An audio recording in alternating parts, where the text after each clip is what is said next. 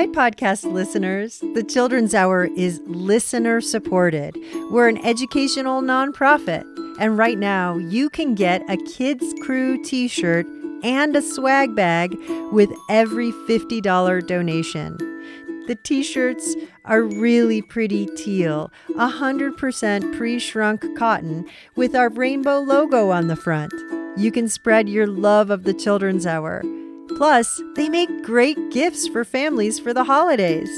We have kids sizes from 2 to youth extra large, and we have unisex adult sizes from small to extra large. Go to childrenshour.org to make your donation today. That's $50 donation, get a t-shirt, and a swag bag while supplies last. Thank you, listeners.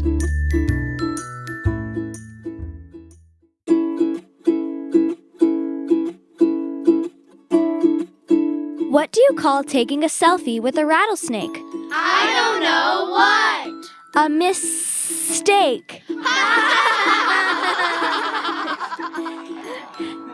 It's time for the Children's Hour, Kids Public Radio.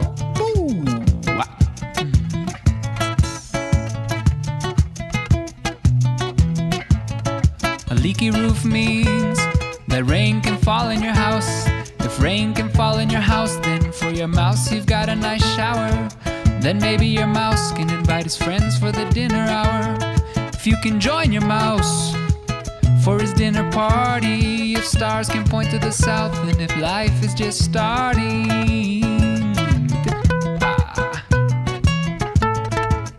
then why can't the stars also leak in your house?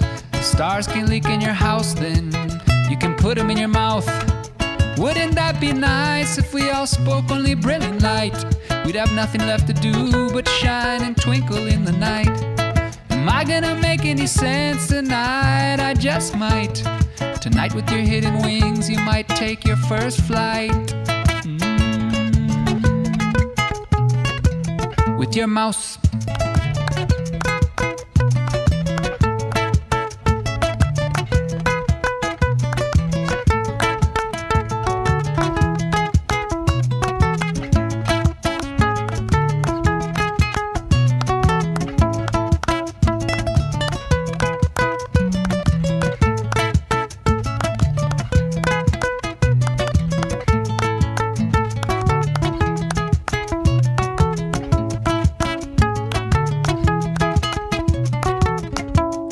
A leaky roof means that rain can fall in your house.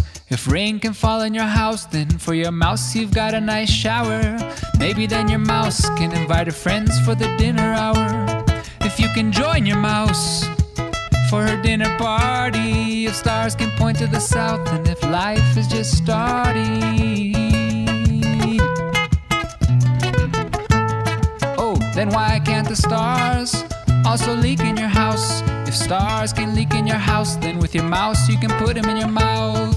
Ooh.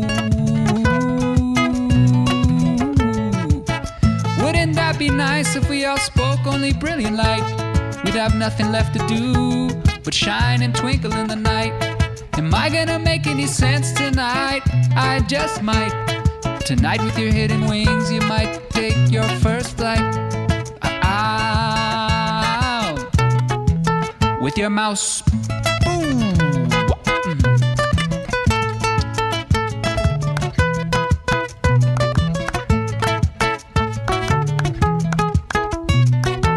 You and your mouse. Oh, oh, oh.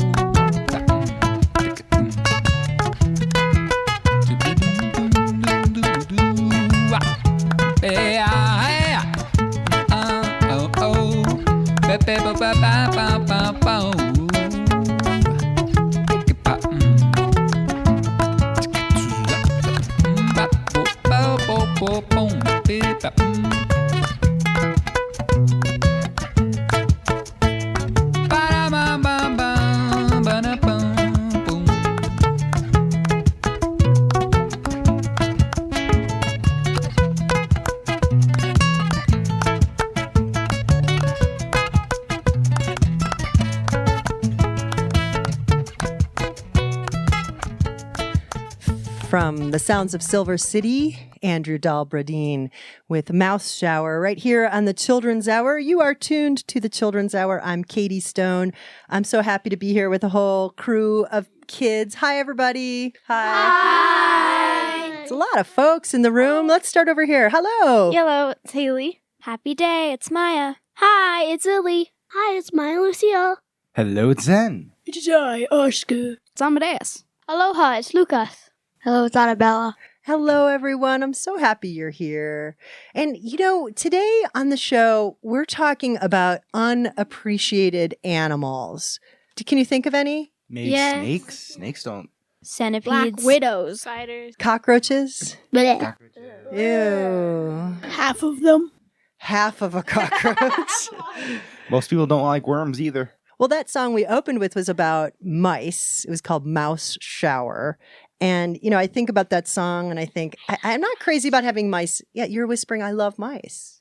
Yeah, but mice are they're so damaging to a house. Like if you come into your kitchen and you saw mouse poop all over the counter, would you be like, oh, hey, let's make a sandwich? Or no? Would you be No. creepy? They're still adorable. But there are a lot of animals that are underappreciated or unappreciated totally. And it turns out we need them. Zen, we were talking before we went on the mics. Centipedes. Yeah, centipedes are pretty darn important to their own environment. And they are pretty good at surviving for what they are. And although a lot of people don't like them, they're only trying to survive. Yeah, that's true. I mean, you could say that about spiders. Annabella, you were talking about, what's your fear? Yeah. Spiders. Why? Why? Tell me why. They have creepy legs. It's the creepy legs. Yeah. Somebody else? Yeah, Maya. No segments. Yeah. Well, be there. spiders, because once my brother, he came with a huge black widow in his hands to my mom, and he was squeezing it. Wait, what? He was squeezing a black widow? Is your Yes. brother a little guy? Yes, he's only 5 years old. Oh. But He didn't get bite. he didn't get bitten. Yeah. He was didn't get lucky. bitten. He was lucky. Well, He loves those creatures. creepy critters, but we need them in this world. We're going to be talking with Bethany Dunn, and she's from the Albuquerque Biopark, and she's here right now. Does anyone want to describe what's going on in the studio right now, please? Well, she's holding a snake, and I think it is a gopher snake or a bull snake. She's nodding. She's not. You know your snakes, Amadeus. Bethany Dunn is the science education coordinator from the Albuquerque Biopark, and she has indeed brought live snakes to our studio as well as tarantulas. Sorry, Annabella. And I think we're going to get a chance to try to get over our fear of these animals, but also try to understand more why we even have them. Why should we like them? But in the meantime, is there any news in this studio? Yeah. My geckos were shedding today. What does that mean? Well, they shed their skin and sometimes they eat it. Ew. Oh, wow. Well, speaking of snakes, I'm going to try and feed them today. What do you feed your snake?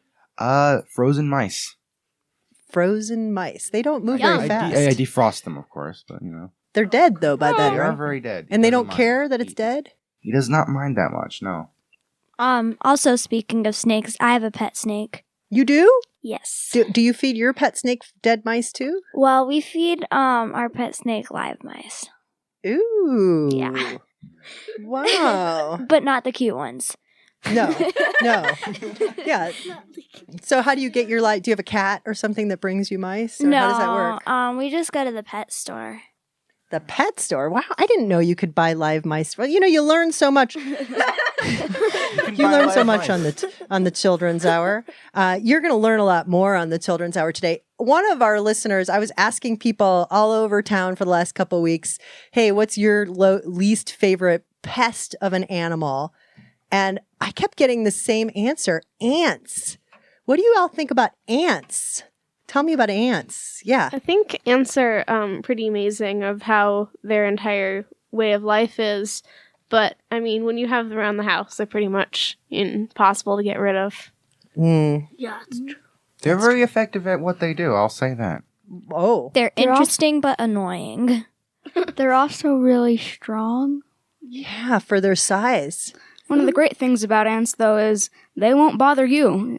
And that is if you don't bother them. Unless you want to like eat butter and they're all over your butter in your kitchen, then they kind of bug me a little bit. Get One it? time I actually had ants in my pants. That was fun. Did you dance? No, Uh, I screamed. that makes a lot of sense. They were biting. I went camping and I stepped in a pile of red ants and it climbed inside of my boot. Ooh, did they And bite? so I got bit by it. Oh, we're seeing them. Ooh, wow. Yeah, fire ants in particular. I mean, sugar ants are annoying if they're on your butter, on your counter, but fire ants, why fire ants and why should we love fire ants? I want to find out more, and I think we are going to find out more right here on the Children's Hour. When you're walking in the bush, please stay on the track and never wander through the undergrowth. 'Cause if you're not observant, you might tread on a serpent, which could be quite unpleasant for you both. For you both. I've assessed the situation, and I simply want to say, be cautious when you're in his habitat. Though he's not aggressive, he's inclined to be possessive, and you can hardly blame a snake for that. Snake for that. Don't ever step on a snake, or you're making a big mistake. For the sake of your protection, I suggest you change direction. Get out of there for goodness sake. Don't ever step on a snake. The surprise may be more than he can take. And you'd feel the same way too if someone stepped on you while you're lying in the sunshine half awake. Be kind to old Joe Blake. Never ever step upon a snake. Have you ever wondered what it's like to be a snake and have to slip and slide along the ground? It really can't be funny to be stuck there on your tummy without a pair of legs to get you round. Get you round. So you see it isn't easy to be so misunderstood. Try to see it from his point of view. It's really rather sad when the whole world thinks you're bad. But I don't really hate Joe Blake, do you? Joe Blake, do you? Don't ever step on a snake, or you're making a big mistake. For the sake of your protection, I suggest you change direction. Get out of there for goodness sake. Don't ever step on a snake. The surprise may be more than he can take. And you'd feel the same way too if someone stepped on you while you're lying in the sunshine half awake. Be kind to old Joe Blake. Never ever step upon, never ever step upon, never ever step upon a snake. Don Spencer from Putumayo Kids presents Animal Playground. Don't ever step upon a snake. And we can't really step upon a snake right now because Bethany Dunn from the Albuquerque Biopark is holding the snake that's in our studio. And it's a mighty fine snake indeed. Bethany, what kind of snake is this? Yeah, so this is Coil. He is one of our program animals at the biopark. So he goes out and acts as an ambassador to everyone around the state so they can get to know him and more about snakes. And he in particular is a gopher snake. And Coil is beautiful. Can someone describe Coil, please, for our listening audience? Well, for those who don't know what a gopher snake looks like, he is a kind of a light shade of yellow with patternings similar to a rattlesnake, but not quite. And the patternings are about like dark brown to lighter brown, so depending on which part of the snake you're looking. I think if I saw this snake out in the wild, I would think that's a rattlesnake because it kind of, I mean, I always think everybody's a rattlesnake actually out in the wild around here, but he kind of has that patterning that looks a little rattlesnakey. Is that on purpose, Bethany? Yeah, and a lot of animals will mimic other animals, right, to make them look like they might be venomous or poisonous and things like that. And so he'll even sometimes shake his tail a little bit, but there's no rattle on here, so I'm not brave enough to handle venomous snakes with just my bare hands. But you are brave enough without just your bare hands? Yeah, but that actually took a little while. So we're talking about animals people aren't super appreciative of today. And when I first started working with animals, I was not very comfortable with snakes. So that's something that took a little bit of time for me. So I had my friend help me out and she would hold him and I would just touch him with 2 fingers and worked my way up to actually holding him myself and then going into his habitat to pick him up. So I do like snakes now, and I've always been very appreciative of what they do for the environment, but I must admit I wasn't always the biggest fan of holding them. But we're good friends, so. What do snakes do for the environment? Yeah, does anybody know what snakes do for the environment? Yeah, do you want to tell us? So sometimes snakes can help farmers because there'll be mice in their fields eating their crops, and the snakes can go in and eat the mice, and then, there's more food. Yeah. So snakes here like to eat a lot of animals that tend to reproduce really quickly. Like mice is one of them, right? Sometimes they might eat some eggs. And depending on the size of the snake, the bigger the snake, the bigger the item they can eat, right? So one of the reasons why we particularly like mice, or not mice, snakes, is because they eat mice. So like you mentioned, sometimes that can be a detriment to farmers and agriculture. But also, mice can carry some diseases, right? So if we think about these animals that eat those guys, like our snake right here, they're actually helping to prevent diseases from spreading. So that's another great thing that they do for us in particular. But as a predator, right, in the ecosystem, they play a really important role with keeping a lot of other animal populations, like those mice, under control. So you were talking about one kind of loathsome animal eating another kind of loathsome animal. Is that, do snakes eat things that we actually like? I guess that depends on who you are, right? Okay. Because I know a couple of you guys said that mice are cute, right? A couple of you like mice. Yeah. Yes. But, they do eat lizards sometimes. Did you may hear like lizards? I like lizards. Yeah. Yes. And sometimes they might eat frogs, right? And so some of us like frogs. So it just depends on who you are, whether or not you like that animal. But these guys will be able to eat a lot of different things. And you all know how snakes eat, right? Yes. Yeah. No? No. Does anybody want to tell Katie how snakes eat? Yeah, how do they eat? Yeah, Maya, go for it. So, snakes they open their mouth really, really wide. And so some snakes will wrap around their prey and squeeze them until they die, and then they eat them whole. And some snakes will inject their prey with venom, and that kills them, and then they'll eat them whole also. Yeah, and they have to swallow them whole because they can't chew their food. Because they don't have teeth? Well, they do have teeth, but if they chew their food, does anybody know what happens to their teeth?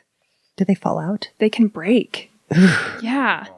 Yeah. And there's probably not too many snake dentists about. Not too many snake dentists. Well, we're talking with Bethany Dunn from the Albuquerque Biopark, and we're going to be talking with her the entire hour about underappreciated animals. Sydney the snake likes to slither along, slither along, slither along. Sydney the snake likes to slither along, slither, slither along. Freddy the frog likes to jump along, jump along, jump along. Freddy the frog likes to jump along, jump, jump along.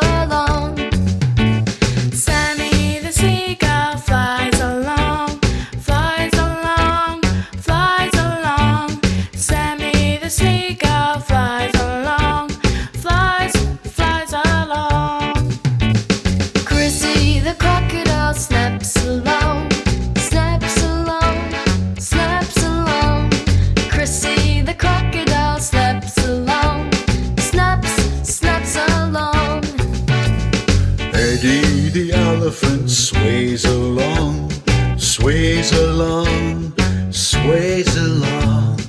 Eddie the elephant sways along. Sways along. You're listening to the Children's Hour, Kids Public Radio. We'll be right back. The Children's Hour is produced by the Children's Hour Incorporated, a New Mexico nonprofit dedicated to producing high-quality kids public radio. Learn more at childrenshour.org. Support for the Children's Hour provided by Electric Playhouse, an immersive entertainment and events center in Albuquerque, New Mexico. The Playhouse is open. You can purchase tickets, learn about events, play, and other opportunities, including future locations and music shows at electricplayhouse.com. Getting your kids caught up on all their immunizations is one of the most powerful things you can do. This is a superhero moment. You can protect your kids against dangerous diseases and make sure they're ready to face the world by calling your pediatrician. Normal is coming. This message brought to you by the New Mexico Pediatric Society, a proud supporter of the Children's Hour.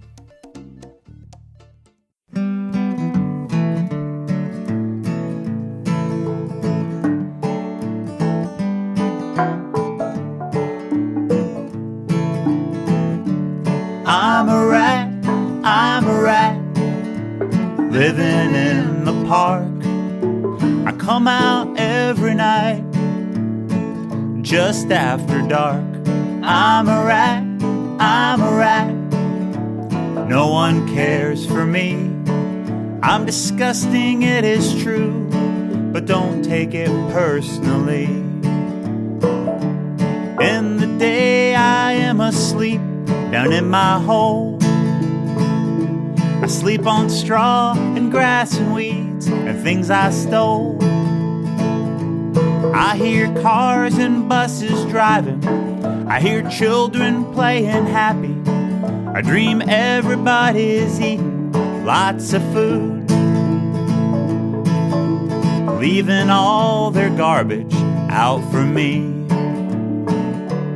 I'm a rat,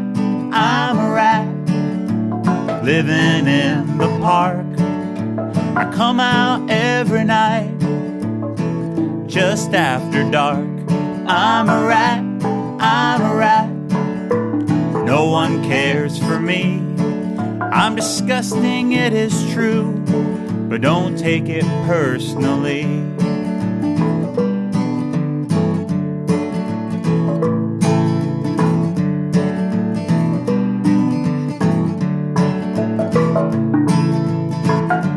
Seems like this playground was built for a rat like me.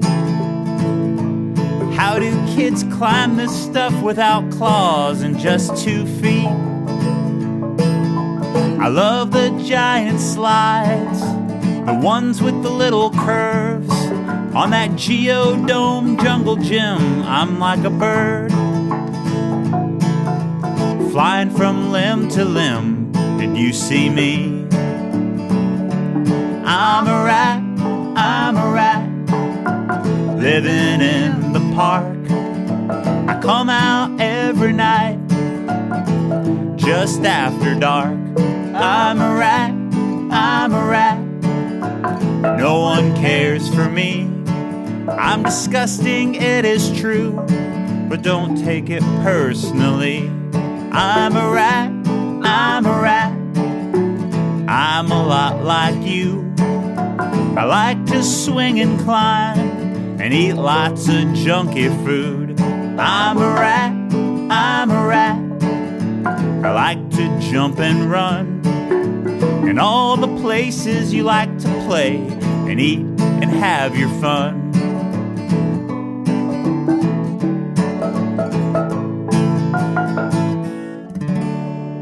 That was Lloyd H. Miller from his CD SS Brooklyn, I'm a Rat. And over the break, that was Wookie Foot from a CD called Out of the Jar.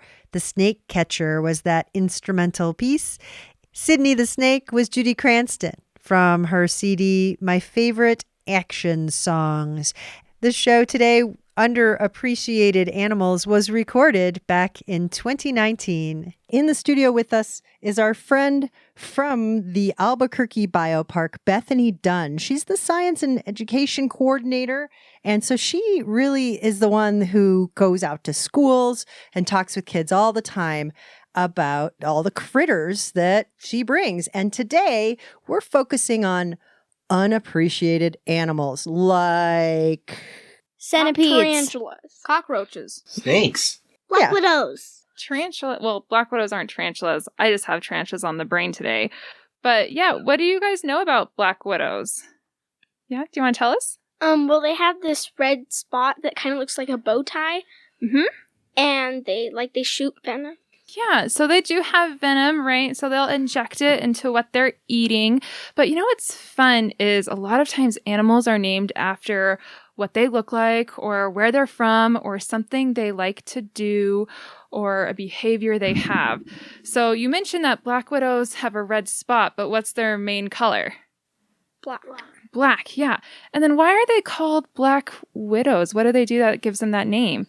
Yeah. They will usually kill their husbands. Well, they might eat their mate afterwards, right? So that's how they get that name, Black Widow. So but wait, Bethany, don't all spiders do that? Well, it depends on how quickly the male is. Sometimes if they can get away, they'll be just fine. But yeah, a lot of spiders will do that. Oftentimes the female might eat the male. Does anybody know why they do that?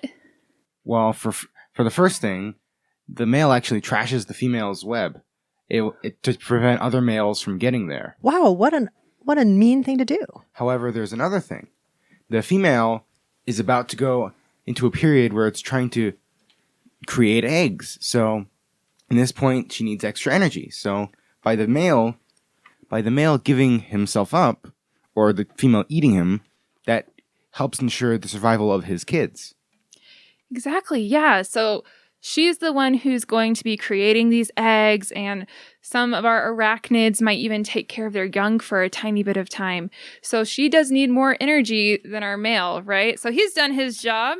They have mated. He's like, yes, I will carry on to the next generation with these eggs that will be laid. And so she's the one who needs that energy. So he's doing a good thing, right? But that's one of the reasons why they'll usually try and eat something because they're hungry and, they need something to help them create those eggs. So that's how they live. But why should we want them in our world? I mean, sometimes I think to myself when I see a black widow, and here in New Mexico, just for our listeners from around the country, it's how many, please say yes, I've seen a black widow, if you've seen a black widow in your house. Yes. Many, many times. Okay, so see, this is not uncommon for us in New Mexico to see black widows in our house. And sometimes I think to myself, well, if I smush that black widow I see in my house, at least in the sake of evolution, like that genetic that line of black widow that thought it was okay to live in my house, they can't go on because like their babies aren't going to be like, oh yeah, mom was right. This is a great place to live right in the bathroom of, Katie's house. So now that's kind of a mean way of looking at it, but I think most of us probably smush black widows when we see them in our house. Yes. Nope. No. What do you do, Oscar? I don't. I just leave them there. So does my son. He leaves them there. Yeah. A lot of the times we'll take them outside. And for some of the people who want said animals to live, you can get a cup and a piece of paper, trap the animal in the cup, slide the paper under, and take them outside so they can continue to live on, but not in your house. I am so glad you brought that up, Bethany. Don't they just come right back because they're territorial, or will they really move into a new place? I think a lot of animals are pretty adaptable into their situations. Now, I'm not a black widow expert, I will say that. So I can't speak for sure on that matter as to whether or not they'll come back. But if an animal is able to find a good habitat that has the things they need to survive, right? So shelter, food, water, space, safety, all those things, then why would they need to move somewhere else, right? So like you said, if you're putting them somewhere outside, if they're able to find a spot outside that's a lot easier to get to than trying to get back into your house, they're most likely just going to stay there because they have everything they need. How about some other creatures that we find? Yes, please. Centipedes. Can we talk about centipedes? We can talk about centipedes, but I gotta be honest, guys. So I am not from New Mexico. So as far as so you haven't had the centipedes, pleasure of having centipedes I have not around, had huh? the pleasure of having centipedes around. Yeah. So I would love to hear your experiences with centipedes. I was in the bathtub one time and a centipede crawled out that extra drain of the bathtub while I was in the bathtub. And when we talk about centipedes crawling out the drain, maybe some people in their minds are picturing millipedes, which are like an inch long and really small. Centipedes here are about 6 to 8 inches or longer. Very, like all these legs that move independently. They're just creepy. Once I heard this story that if you say an animal's name, it comes to your house. Oh no. So now we're talking about these creepy animals and they're all going to come to the studio here? My dad has had experiences. Like one time there was a centipede in our house and it was in his bed and it disappeared and we couldn't find it and we never found it. And he's also had experiences where like he's found centipedes like actually in like his shorts and stuff that he's not wearing and they're scary. Annabella. Once a centipede crawled out of our bathroom, went into a box. We lifted up the box and it like disappeared or something. Yeah, so now it's still there. Well, what are some of the good things about centipedes? Yeah, that's what I want to know. And Bethany, you want to defer to Zen over here? Yeah. Zen was trying to explain to us why centipedes matter before we went live on the air, and we're skeptical, but let's hear it, Zen. Well, anyway, centipedes are in fact predators, right? They control populations of things that sometimes we don't like. They will eat things, sometimes cockroaches, right? We don't like cockroaches, do we? And they'll eat other things like crickets, who make all sorts of noise during the night. And they're not all bad. They're not all bad. And what they also do is they're only trying to survive. They're not here to particularly hurt you, and they would rather run away from you. And that has not been my experience, but okay. They seem to run towards me. Sometimes when it looks like they're running toward you, though, think about this. You're trying to take the path of least resistance, right? You're trying to get away from them as fast as possible. Well, the centipede is going to see, oh my gosh, that's the path of least resistance as well. Oh my gosh, I better go over there. And so it's not really trying to chase you, it's trying to escape from you. That's Zen Menendez and a show we recorded back in 2019 on underappreciated animals. Centipedes have very bad eyesight, which is why it seems like they're chasing you when they're trying to get away from you. We have pictures posted at childrenshour.org. Look for this episode, Underappreciated Animals. From Seattle, this is Casper Baby Pants right here on the Children's Hour. More to come. You're my speedy centipede, speedy centipede. You got 100 happy feet walking away.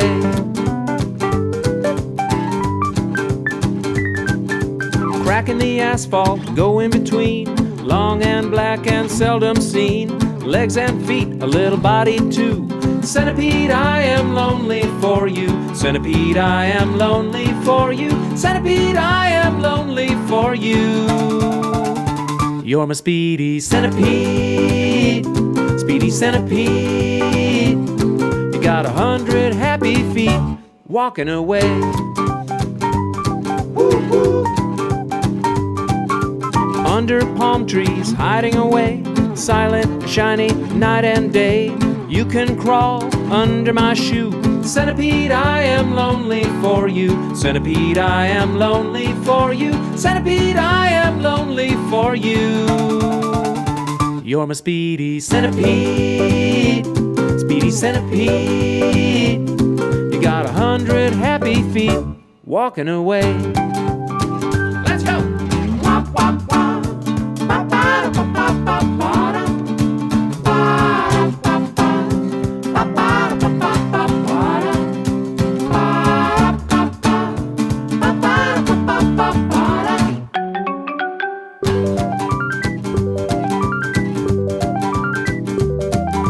There you are, so small and round. There are millions of centipedes on the ground. Something about the way you do what you do. Centipede, I am lonely for you. Centipede, I am lonely for you. Centipede, I am lonely for you. You're my speedy centipede. Speedy centipede. You got 100 happy feet walking away. 100 happy feet. You got 100 happy feet walking away. Casper Baby Pants with his Speedy Centipede song. You're listening to the Children's Hour. We're talking about underappreciated animals with Bethany Dunn from the Albuquerque Biopark.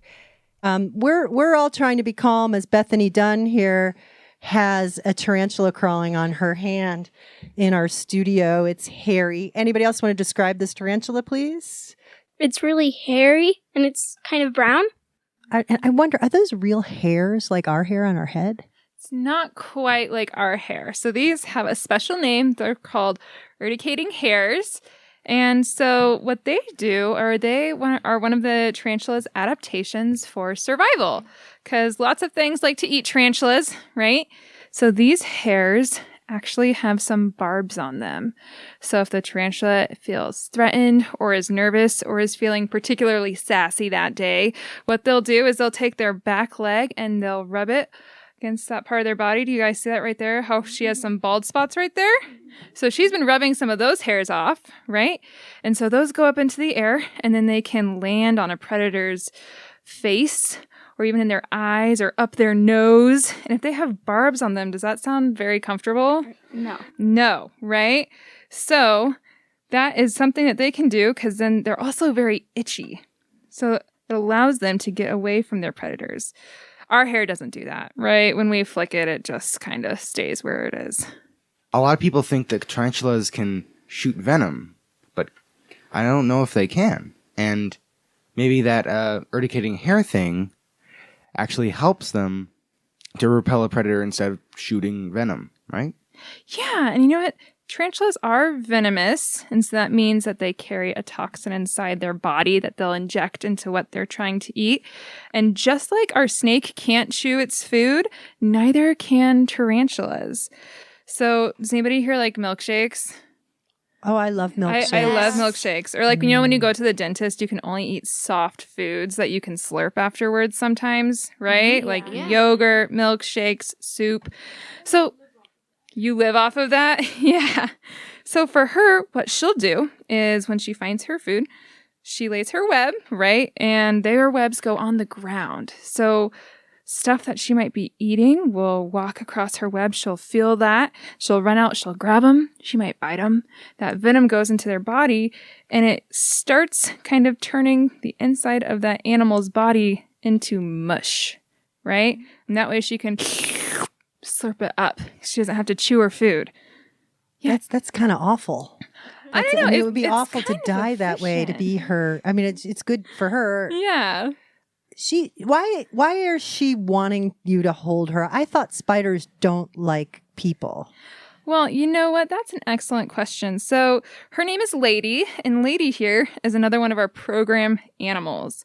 So we do have native tarantulas here in New Mexico. However, I would never just go and pick one up off the ground, right? That's not very smart. I don't know that tarantula. That tarantula doesn't know me.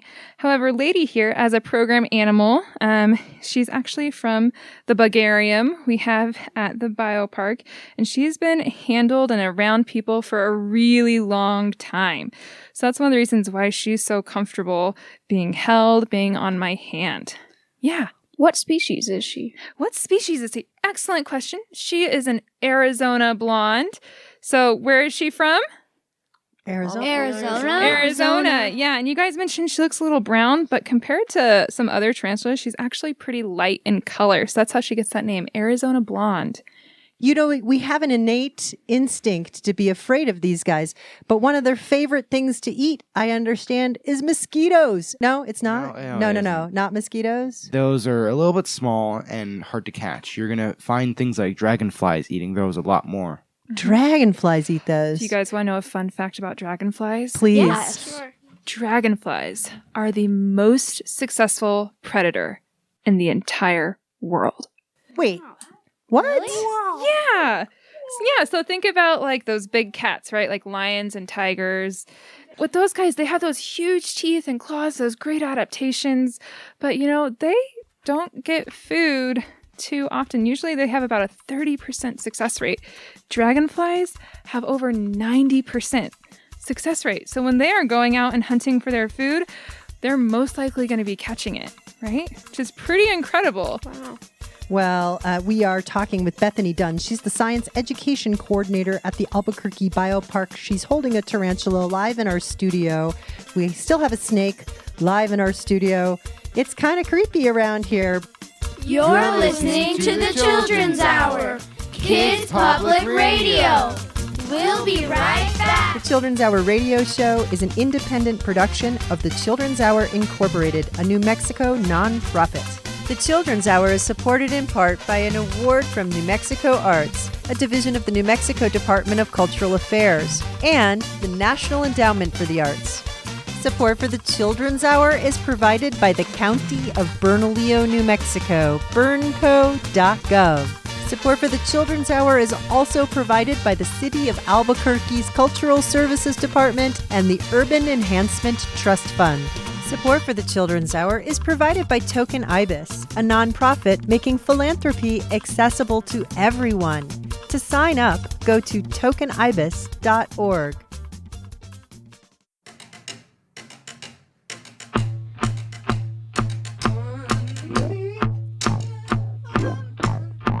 The ants go marching one by one, hurrah, hurrah. The ants go marching one by one, hurrah, hurrah. The ants go marching one by one, the little one stops to suck his thumb, and they all go marching down to the ground to get out of the rain. Boom, boom, boom. The ants go marching two by two, hurrah, hurrah.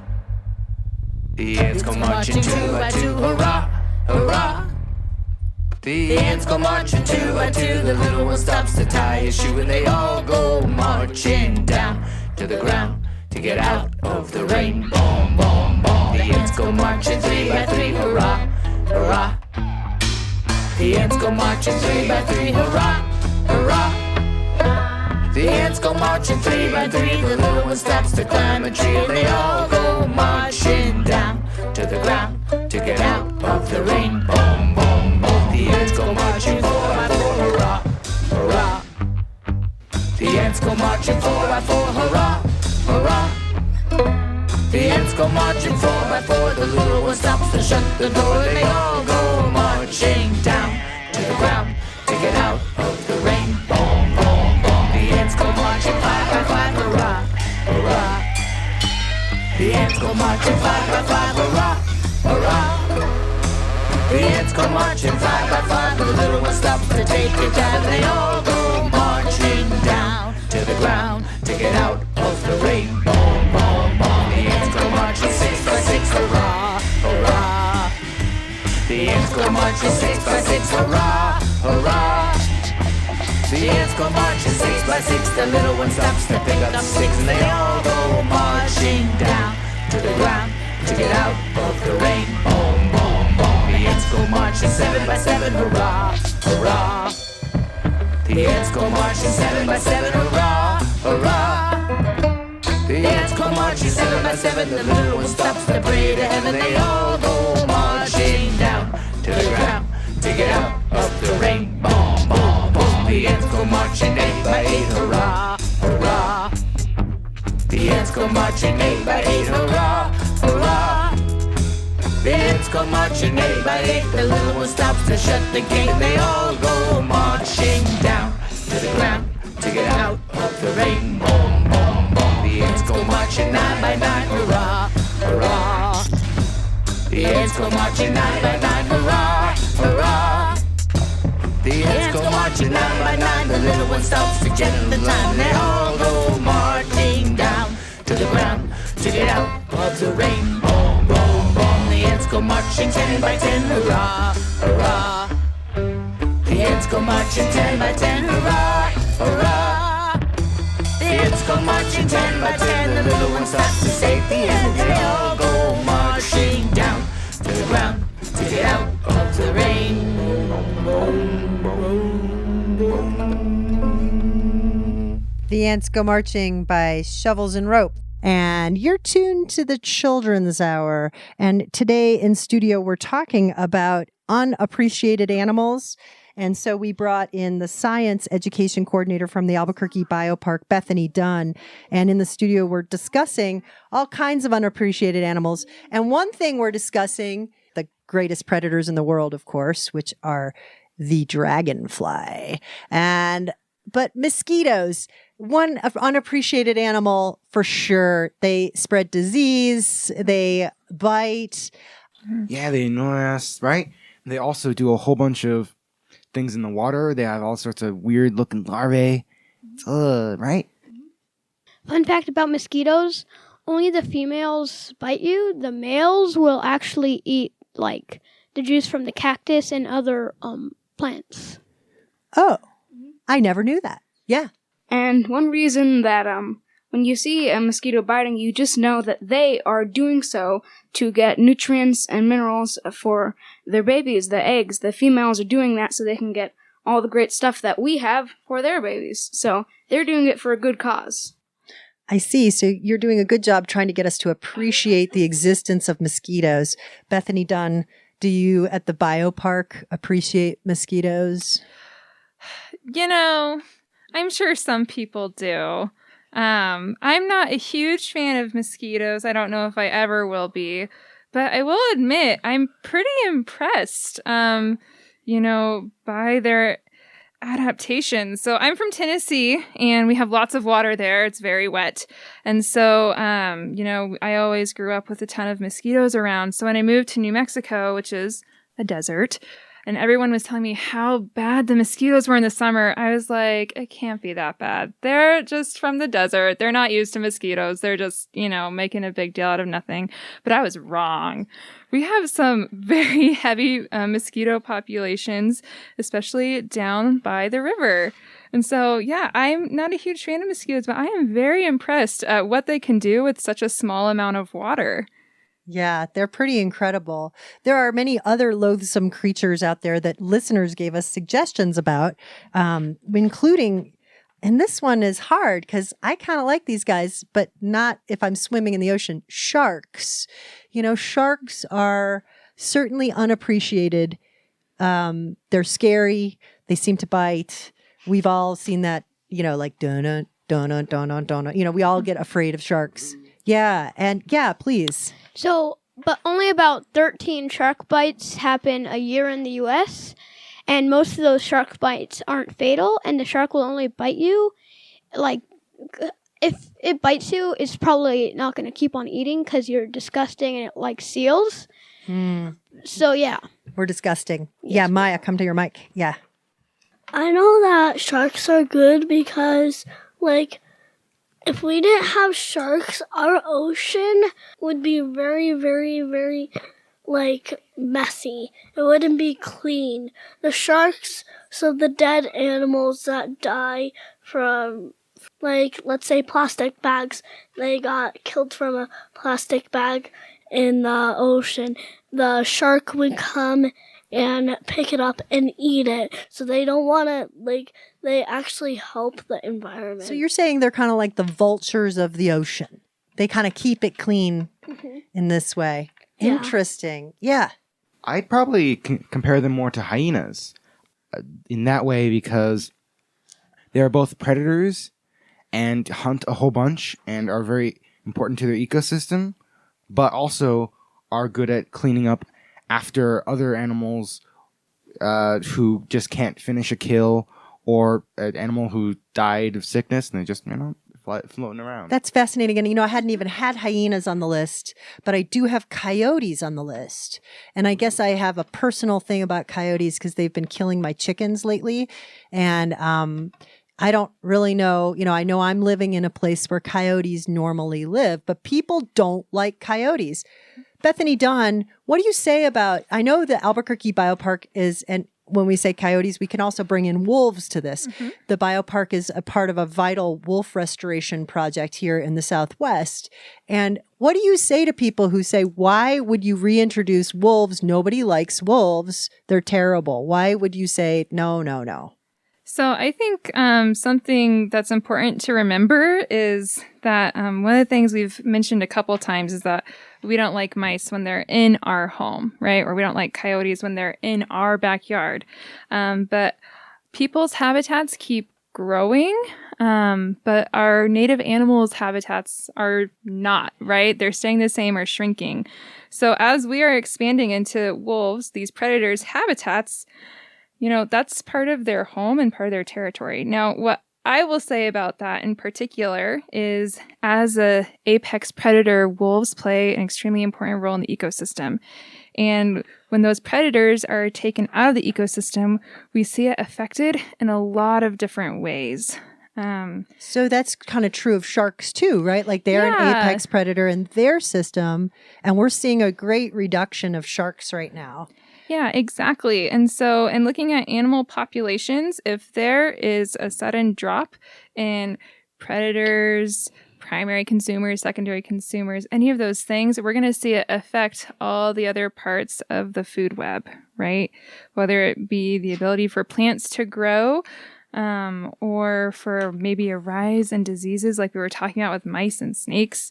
So things like that. So I think one of the things about these animals that people deem loathsome is that they're just ones that we don't know as much about maybe, or maybe you just haven't seen one before. Or for example, like this tarantula, it lives mostly on the ground, so you don't see it until you're standing right next to it, right? And then it kind of spooks you and they're like, dude, I've been here the whole time, right? Isn't that the truth? Well, Bethany Dunn, she's the science education coordinator at the Albuquerque Biopark. A round of applause for you. Thank you so much for being with us on the Children's Hour. This is Gunnar Madsen. I'm just a tiny mosquito, buzz, buzz, buzz, buzz, buzz, buzz, buzz, buzzing you all night long. I'm just a tiny mosquito, buzz, buzz, buzz, buzz, buzz, buzz, buzz, buzzing my favorite song. Late at night, I need a bite, I'm hungry, I depend on a warm-blooded friend. Oh, I'm just a tiny mosquito, buzz, buzz, buzz, buzz, buzz, buzz, buzz, buzz. Every time I see the cover slip, hear the snoring lip, just a little sip, they will hardly even know I'm there. No, they won't miss a drip. How sweet the nectar that the humans bring. It's a lovely spring, gives me cause to sing. I'm the luckiest bug in the air. I'm just a tiny mosquito, buzz, buzz, buzz, buzz, buzz, buzz, buzz, buzzing you all night long. I'm just a tiny mosquito, buzz, buzz, buzz, buzz, buzz, buzz, buzz, buzzing my favorite song.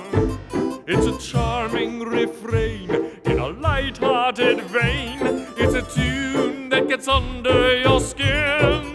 Oh, I'm just a tiny mosquito, buzz, buzz, buzz, buzz, buzz, buzz, buzz, buzz. I watch a lady take the evening air. She brushes back her hair, look, her arm is bare, and her fragrance is intoxicating. She's pulsing with life. I swoop and dive and dodge her clumsy hand, find a place to land. Oh, this game is grand. I'm the luckiest bug in the air. I'm just a tiny mosquito, buzz, buzz, buzz, buzz, buzz, buzz, buzz, buzz, buzz, buzz, buzz, buzz, buzz, buzz, buzz. You missed me. Bloody good try. Buzz, buzz, buzz, buzz, buzz, buzz, buzz, buzz.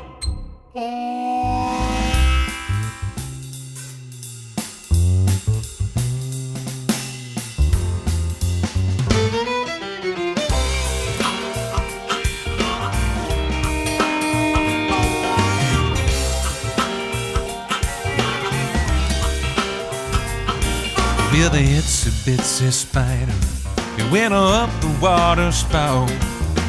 Down came the rain, washed the spider out. Up came the sun and dried up all the rain. and the itsy bitsy spider took the A train. Yeah.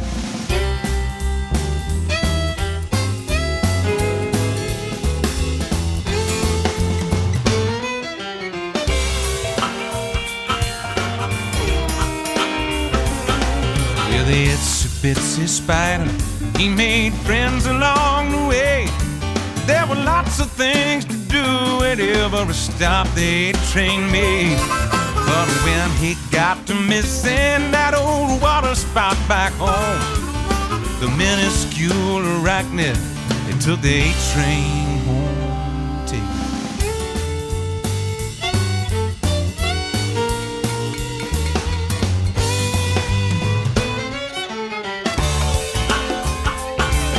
So if you got a problem, if it's a gloomy day, take a hint from it, say, and don't you run away.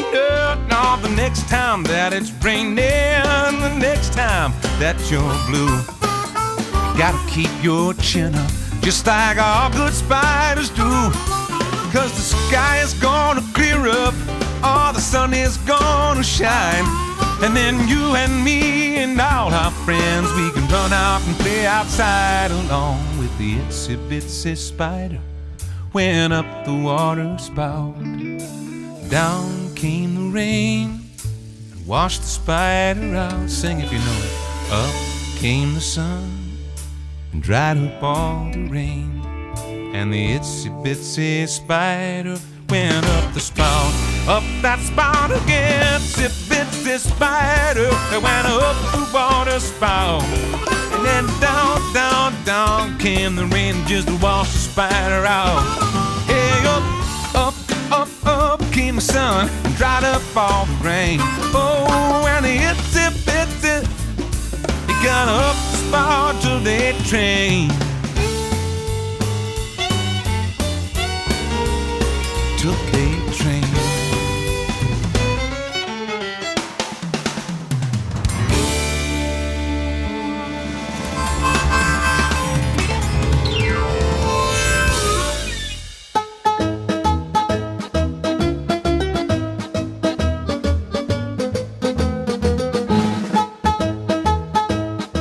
The Itsy Bitsy Spider Took the A Train is the Big Cats Band featuring Skip Ewing from a CD called Indian Elephant Tea. And before that, you heard Gunnar Madsen from his old Mr. Mackle Hackle with Tiny Mosquito. In the background, the Tarantella done by Mulberry Street. You've been listening to the Children's Hour, and this episode was produced at the Sunspot Studio and originally recorded back in 2019 inside our studio with Bethany Dunn and her creatures. We're so grateful for the city of Albuquerque's Biopark for lending us their educator for the morning. If you'd like to see photos from today's show, go to childrenshour.org. Look for this episode, Under Appreciated Animals. Have a great week. We'll catch you next time for another edition of the Children's Hour.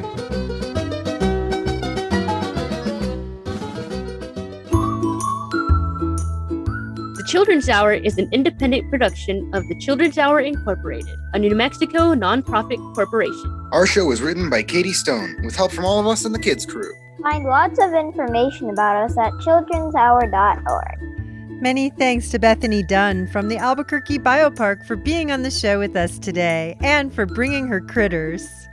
Our podcast can be found wherever you get your podcasts or at patreon.com/The Children's Hour. Or ask your smart speaker to play the Children's Hour podcast. We post our photos and more on Instagram, Facebook, and Twitter. Find us at TCH Radio.